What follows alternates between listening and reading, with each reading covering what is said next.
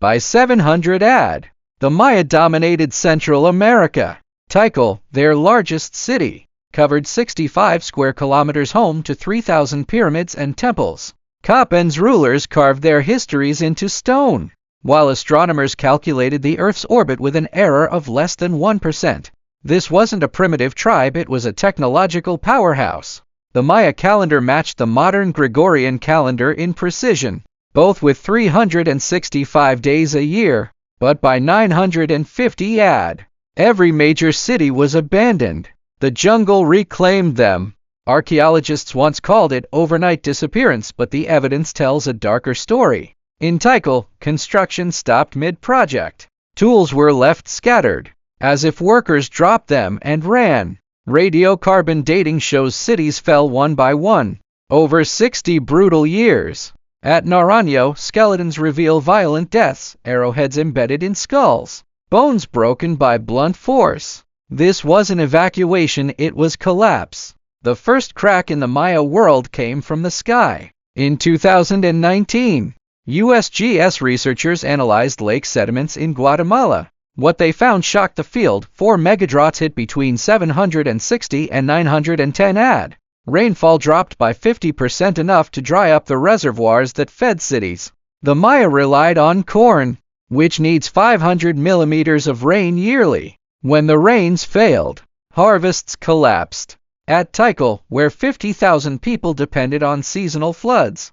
the canals ran dry. This wasn't just bad weather, it was a climate catastrophe. But climate alone can't explain the speed of collapse. The Maya had sown the seeds of destruction decades earlier. By 650 AD, 11 million people lived in the southern lowlands, 4 times the previous estimate. To feed them, 95% of usable land was farmed. Forests were cut down for building timber and to make lime plaster for pyramids. Pollen records show rainforest replaced by cornfields. Without trees, soil eroded. When drought hit, the land couldn't hold what little water remained. Then came the wars.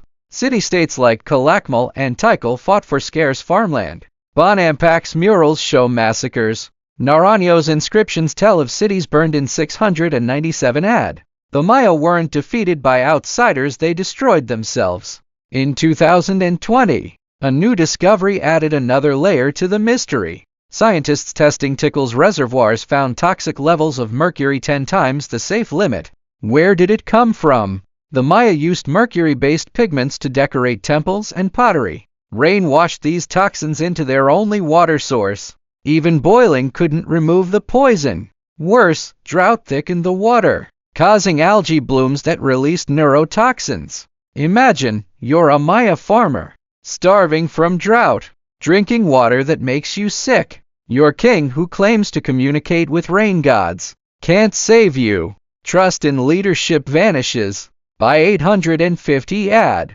Tikal's reservoirs were deadly. This wasn't just a crisis of resources, it was a crisis of faith.